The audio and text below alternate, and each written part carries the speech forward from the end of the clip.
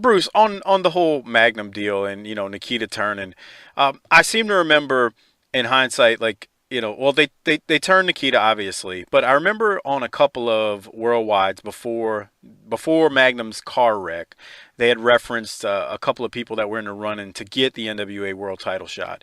I remember I felt like Ronnie Garvin was one of those people that were mentioned. Do you, in hindsight, seeing what ended up happening, like guys like Ivan, and just seeing kind of where the promotion went as things went into '87? Do you almost wish, as a viewer, as you look back at it all these years later, that they would have left Nikita alone and would have just had Garvin challenge Flair for the title? And I say this knowing that there was a TBS Saturday night towards the end of 1985 in December where in the studio Ronnie Garvin and Ric Flair tear each other apart. Oh my So God, those are great matches. Yeah, yeah. yeah, so I don't know. What were your thoughts on that? If they should have just stayed the course. I mean, I know why Dusty turned him, but what do you think about that? And so, as far as like Ronnie Garvin, my understanding was from many years ago that before that Ronnie Garvin was going to get that Starrcade match. That was the plan before Magnum got hurt, and that they weren't going to do Magnum until the next year, maybe. And that Nikita got that because of the Magnum thing, and they didn't want to do Dusty again, even though I'm sure Dusty would have. Dusty's still on top of the card, but it was the whole promotion always was about at that point was always going to be about Dusty versus Ric Flair for the NWA title. That Ronnie Garvin was going to who had.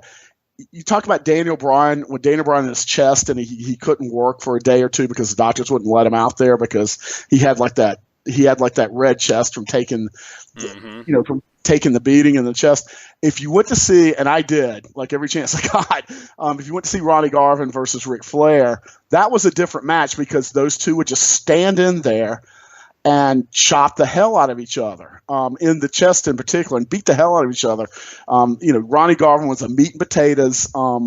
He could wrestle, but he was going to fight and hit, and it was going to be like Magnum and Tully. And Flair loved that stuff, so he was standing in there, and you would see even before the match, and particularly after the match, just you could see the burst blood vessels in their chest from them just knocking the crap out of each other the whole way. And but the plan was that Dusty Rhodes promised Ronnie Garvin that he would beat Ric Flair. They wanted to beat Flair and do that with Ronnie Garvin so that everybody could think the other guys could, and then Flair would have won it back.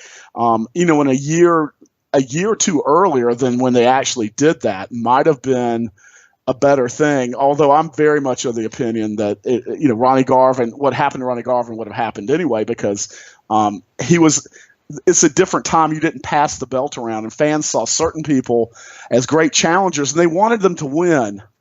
And when they didn't, they were still over. But there were guys that you just didn't think should be the champion. Like when you saw them with the belt, like it didn't make sense. And that Flair was, and Flair was the best guy to be the champion out of everybody in there, except for maybe Dusty. But the money was in Dusty chasing Flair until it sounds like you're getting to the part where the money wasn't in Dusty chasing Flair anymore. And Dusty refused to acknowledge it in the slightest, as the book said. Yeah, that's when I've heard the stories at that point. I was just curious but about Garvin because so if I'm hearing you correctly, originally if Magnum doesn't get injured or doesn't have the accident, you're saying that you've heard that Ronnie Garvin was not only going to challenge Flair at Starrcade '86, but he was actually going to beat Flair. He was, yes. Okay, And I that's think I I heard think that I've heard a that before. long. No one really brings that up a ton, but it's like I heard that. I heard that pretty straight from a long time ago. And Okay. then when they turned around, it was before they turned around and did it, and it was like, why are they doing this now? It's like, well, Dusty made a promise, which I just look back on and go, okay, I was a dope to say that, but Dusty made a promise, and that was, so they went ahead and did it in '88. Mm. Yeah, well, I remember when they ended up doing it. I think I've now that you're saying that, I think I've heard that before about Garvin going to win it in '86, but it's been a while. But I mean, that's just God. You think about how interesting it is, man. So the ripple effect of Magnum TA's car wreck. Nikita gets turned. Garvin ends up in a match with who did he wrestle? Big Bubba? Was it? Did he wrestle Bubba in '86?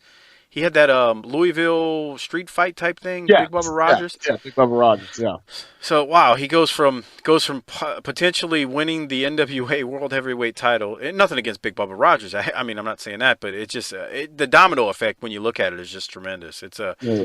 wow, crazy I do time. know that the Crockett's thought that they had, and Dusty would say this, and I didn't think at the time. I thought that Magnum was good, but I didn't see him as the next Hulk Hogan at all. And you know, and some of the other wrestlers, Tully and Ric Flair said it, that and Arn Anderson has too, that you know, that they started hearing Dusty talk about how they were going to take Magnum to Hollywood, and he was going to be, you know, in the movies, and he was going to be kind of what Vince McMahon would like talk about, but and they would kind of scoff at that, and I scoff at that too. I don't think that, you know, and also the fact that Magnum TA looked, you know, was based off of Tom Selleck, Magnum PI, to me, like, disqualified him from getting any kind of real movies or getting any kind of TV at that point, because they just go, well, you know, he's just this hack imitation, and that would be. But anyway, that was you know, but yeah, there was a lot of, you know, they thought that they had their guy. I never thought that Dusty would let Magnum be the number one guy in the promotion and he'd step out, because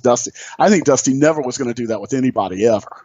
You know, and it was going to go the way it went as far as that goes. You had to either stop, you had to get out of the Dusty Rhodes booking himself business if you were going to change lead baby faces, no matter what. So